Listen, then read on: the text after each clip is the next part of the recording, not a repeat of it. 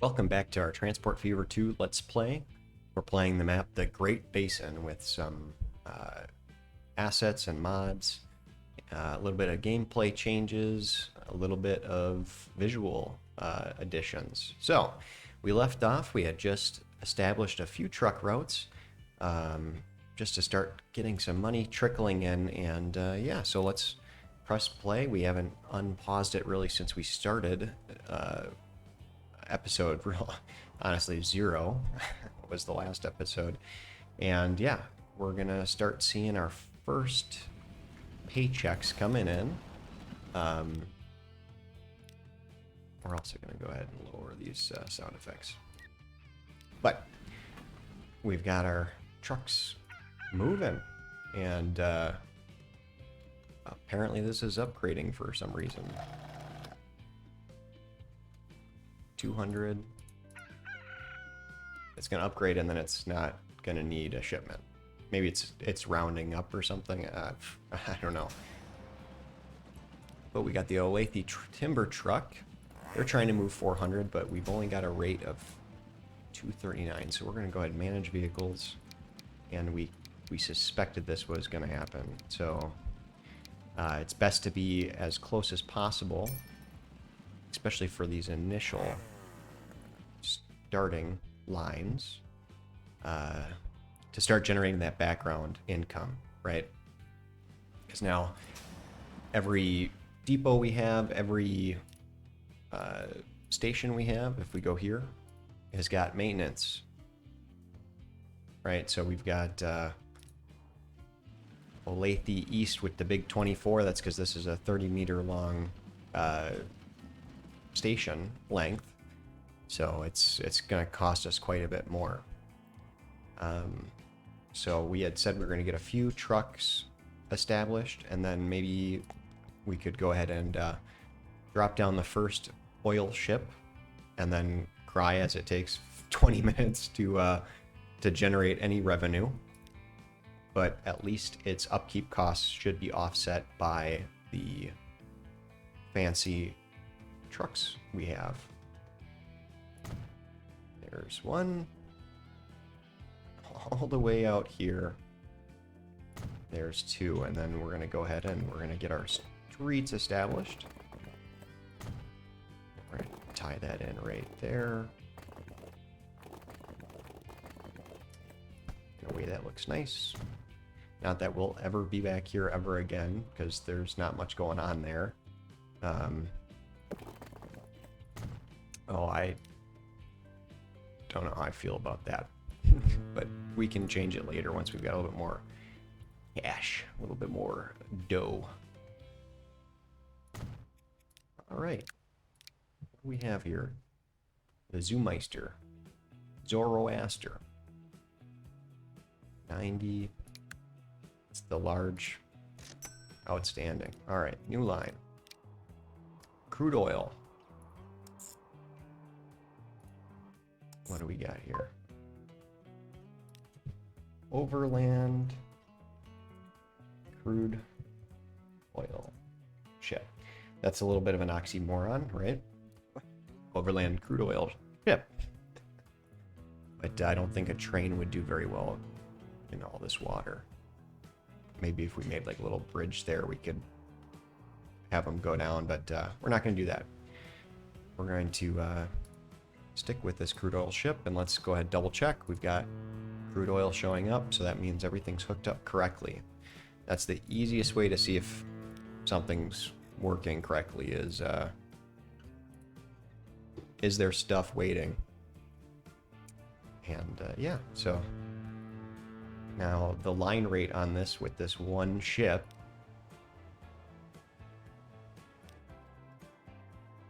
is horrific. Just awful. Yeah, so it's going to take us at this speed 88 minutes, I think, for it to go there and then all the way out. Extremely slow. But that's why we've got the trucks. The trucks are going to be, our intention is to make some cash while that other thing is working. So let's go ahead and get some more trucks on the road. because this is a 400 line rate. We're only doing 215 right now. And we'll go ahead and hit the fast forward button. And yeah, so let's start planning our next step. So I think we're going to use our kind of passive income from the trucks here to every now and then add another crude oil ship. And then we also want to make sure our line rates are all set here too. So here we can see them not even close to what we want. We want 400, which can be a little difficult as far as the numbers go initially. And then look at this. This is probably going to need to be optimized a little.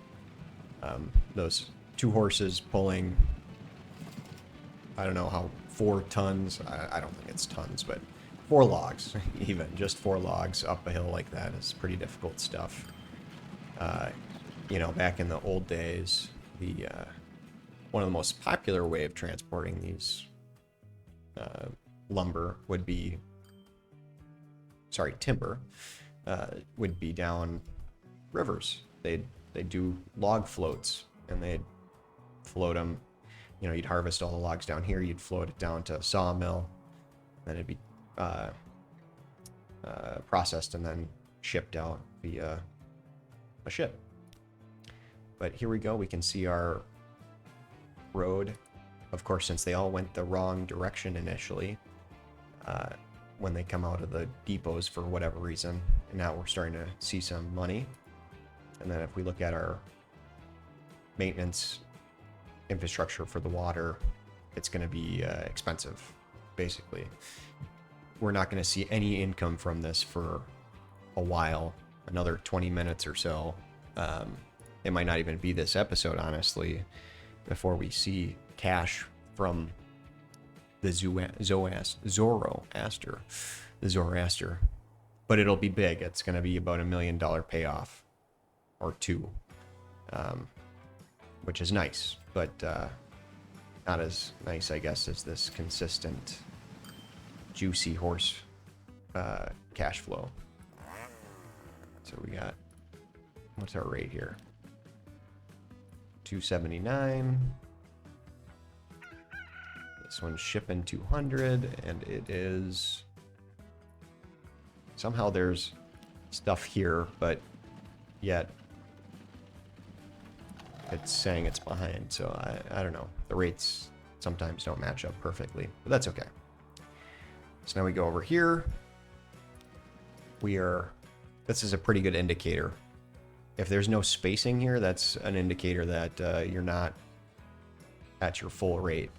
Because what we've got here is we've got this managed line. It should be set full and wait forever. So if you're only over your rate a little bit, they end up sitting there waiting, and then they get full and they automatically space out. Without that, you'll have those big gaps that we saw down there, which basically indicates that they show up, they're immediately filled, and then they take off immediately, which is not what we want. We want a steady 400. And so we're going to go here. We are just going to keep buying these. A whole bunch of them. And then we're going to be sad because we're out of money. Oh. But our rate's up. Yeah. So that's going to be the name of the game for this first little bit. And I was thinking about, you know, what the plan is, right? The plan for the first factories. I'm thinking maybe we take this stuff down here via train, drop off the log or the lumber, and make tools. And then we don't want to feed any of these big city center spaces, but Elgin down there needs tools, and then Lubbock needs some tools. So those two would be great candidates for a small, maybe a ship. We could ship them via ship down to those two areas just to get that started up and running. But for now, we could also get this farm up and running as well.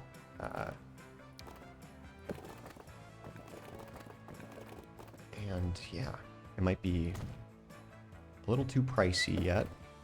Like I said, we're gonna be kind of strapped for cash while the like, look at that boat's gonna cost us, let's see here, 90K plus another 90K from the infrastructure. So it's technically not as optimal, right? Because this is a static cost. This maintenance of infrastructure is a static cost. So it would have been probably better to wait until we had enough money to do 2 boats or more. But I didn't want to wait. There's no fun in that. I mean, besides having the cash to grow your infrastructure faster and yeah. Okay. Who wants to get bogged down in all those pesky little details, though? You know, we're here for trains. This is train game. But yet no trains. So, yeah, you know what they say. Life's filled with little disappointments. That's what I say. My wife hates it when I say that. But I think it's funny, so I do say it from time to time.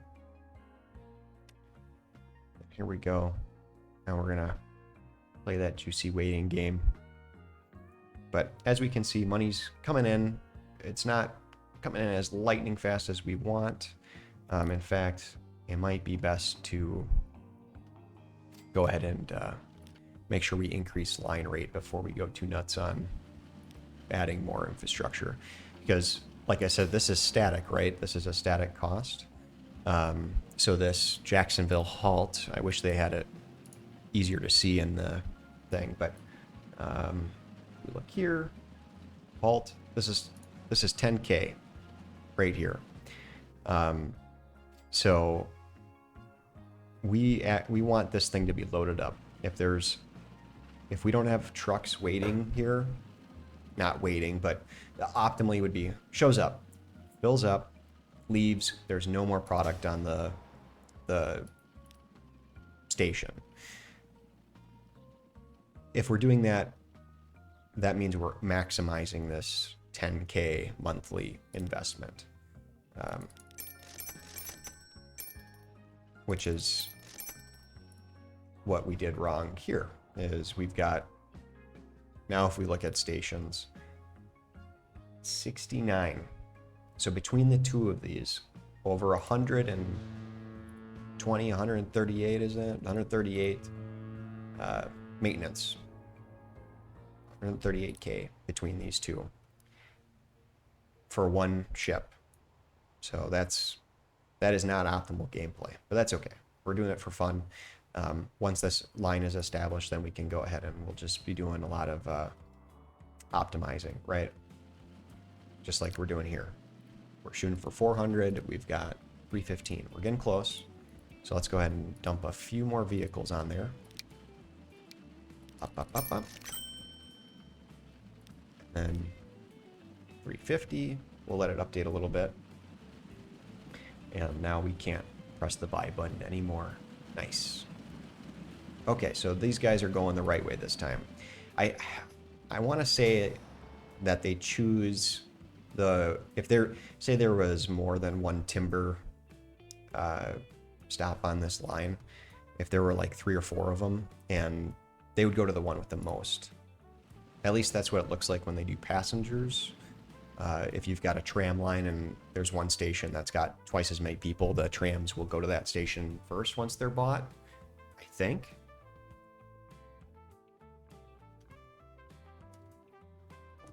There's no way to know for sure. I mean, you know, besides trial and error. Not to mention it doesn't necessarily matter that much. The game, especially in medium, is not so brutally unforgiving that if you don't optimize how they leave the depot, it's you're probably still going to be fine, honestly. But one thing that is not fine is I think we may actually want to cut into this hill a little bit more. Or we'll just keep in mind that this timber route is the first candidate for steam trucks because they've got more horsepower to go up the hill there. So yeah, let's see here. Doesn't seem... And here's the other thing too, is if there's not enough room to turn around very nicely, they don't... I don't think they play nicely all the time. Like, 2 of them will get queued up, and then the third one gets stuck there, and instead of going to the other 2, it gets stuck. But I could be paranoid. I mean, I'm not, but I could be. But no, that doesn't sound right. Paranoid of what? Paranoid of what? Just kidding. Yeah, so that's kind of the tone we want for this little channel. We're just here to have fun, and honestly, to be a little bit more disciplined. Because what happens is usually I'm really good about naming all of my lines and coloring them nicely, and then after the first 10 lines are established, I'm like, oh well, I'm gonna quickly get this tool delivery route up and running, and then boom, the next thing you know is I've got 30 unnamed lines, you know, bus lines that don't make sense anymore. I don't know what's going on. Nobody knows what's going on. You know, people are waiting for 3 years at an unnamed stop. Like, they were told that this transportation company was going to come in and make these beautiful lines, and the next thing you know is it's just madness. So a lot of this is for me just to stay a little bit more disciplined and get a little bit more enjoyment out of the game, and maybe learn a thing or two about recording and this and that. So we'll see. It could be completely not fun, or it could be a lot of fun. So you know, you could always let me know what you think in the comments below. And keep in mind, this is my second recording. I'm moving a little fast on the uploads. I have the first one is going up, and it's not, I think there's an issue with the fan or something. So I'm just trying to get it out there and having fun with it. So you know, if you see something that's not fixed in the next episode, or you think should be fixed in the next episode, let me know, and I'll try to go ahead and fix it, or at least have the Google machine help me.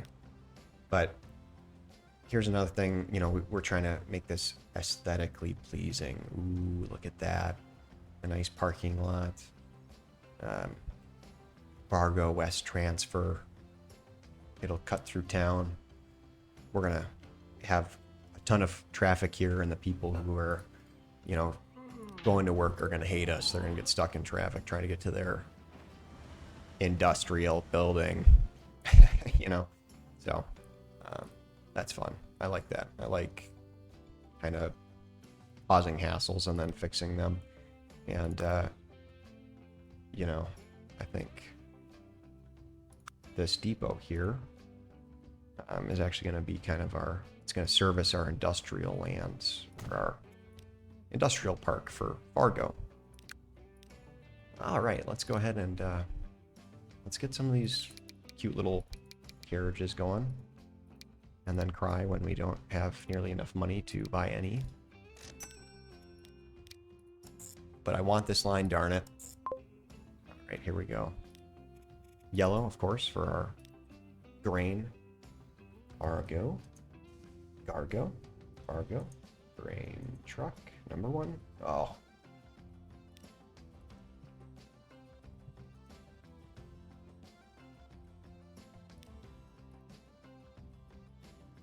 Look at that. That's professional. Wow. And they're already there, loading up. Go ahead, fully load all.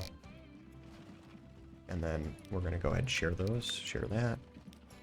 Cross load there, or unload there. Boom. Oh, check that out. A million ducats. the first delivery, and we're going to use that to instantly buy another ship. Wow, now it's only going to be every 37 minutes or 5 years. Every 5 years it goes back and forth. Oh boy, that's a hell of a trip right there. Rate 11. We want to do 10 times that amount.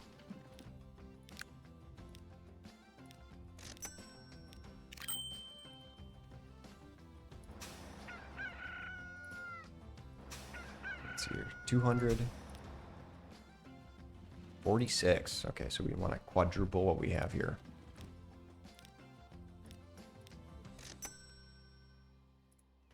Start with that. And so the traffic begins. They call this a neck break intersection because you've got horses from all four directions just charging into this. What during the winter or springtime is probably just a pile of mud, a puddle of mud, just awful stuff. In fact, if we go to train tools, oh yeah. Uh-oh, we've got our first trains coming in here. It's dirty. Yeah. Ooh, dirty water. Ugh. All over the place. Just gross. Let's see here. Let's see if we've got like a, I don't know, a bucket. No. Fence. I like the crappy wooden fences.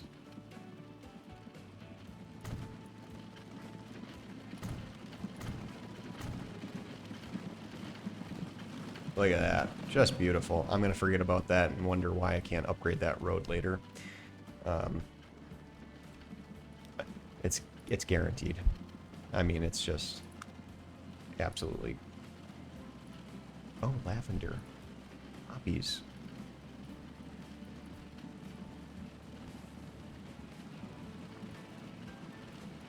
Now that's what I'm calling detailing right there. Look at that. Gorgeous, and they haven't invented roundabouts yet, so.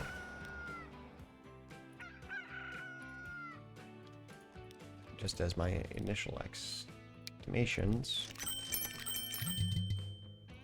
stated is that we're gonna need to double the amount of wagons there. Look at that. How many times am I going to say look at that before this episode is over? Probably about 13 times. Oh yeah, look at that. Wow. We've never seen grain picked up before. Wow. Just having some fun here. And we've got capacity for a few more wagons on this line. So I think we're going to do that. Maybe 4 more. A nice round number. 85. That's round, I guess. How do you define round? Sets of 5, sets of 10. In the case of a horse and a wagon, each individual one is round.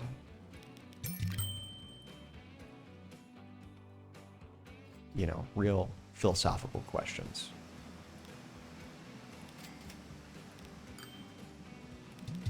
Nope, not enough money.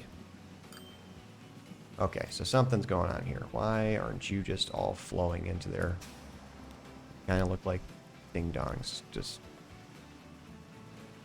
You autosave. I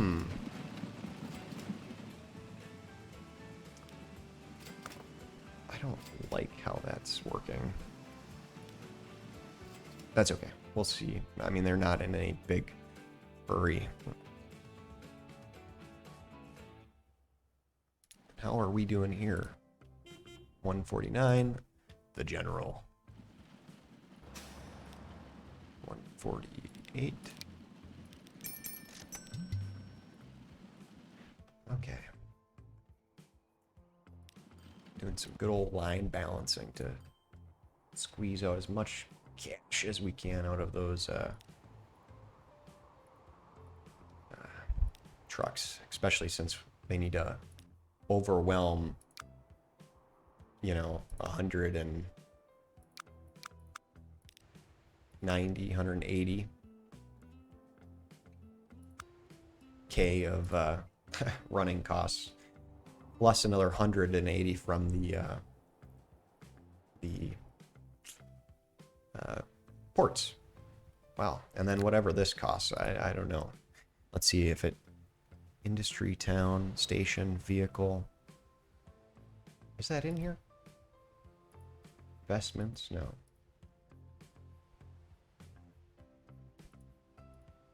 We know it costs something. I don't know. I don't know how much it costs, but it does. I swear it does. I know. Let's get to 50 here. And observe. Okay, 181. Look at this. Look at that. 366.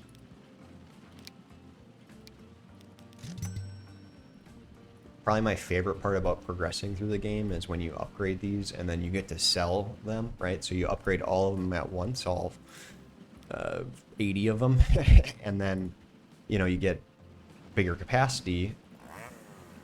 And if you already hit your limit, you know, you need less and less and less until eventually this line is replaced by like 6 trucks doing what it took 80 wagons to do. That's kind of a rewarding thing. That's kind of how I like to imagine the story unfold, you know.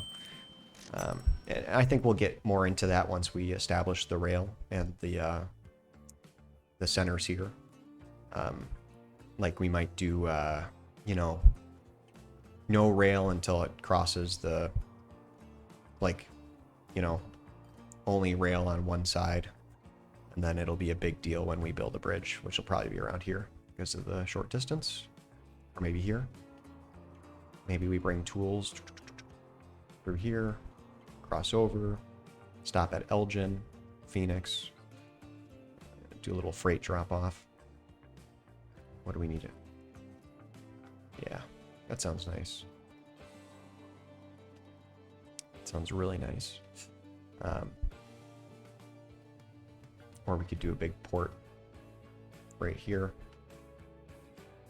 and have our tools go out that way. We have options. This is the other thing I really love about this mod creator, or the map creator, is they put the infrastructure right in the towns, right? So we're going to get Toledo to be like 3,000 people or whatever, and we're going to have a freight line come right in here. We're going to have a small sidings and a yard, and we're going to get Toledo to grow outside of it. So, you know, you look on these maps overhead and you actually see train stations being an integral part. I mean, I really like the efficiency and there's a certain appeal of having the hubs. You know, you put a hub and then you just truck everything in. But there's definitely something to be said about a train station sitting right in town. You know, having the trains idle right outside people's houses while they're getting filled up. Let's go ahead and do another 5. And yeah, so that's about the 30-minute mark. We've gone ahead and done some optimization. I think next episode is going to be some more of that. We're going to see these ships return with another 2 million, right? I mean, that one was 1.14, so there's 2.2 million. And we'll probably immediately flip those around and do another 2 ships. Or, you know, what the heck, we could get started with a terminus station here and start diversifying our income streams. Maybe there's other opportunities for trucks that I missed. Because I'm thinking here's going to be a dedicated rail line to get stuff pulled out of here. Same over there and over there. We could try a bus line or a tram line between some of the outer cities. Again, we don't want to grow these ones too quickly. I mean, even dent in here, right? Look at that, 20% increase just since the game started.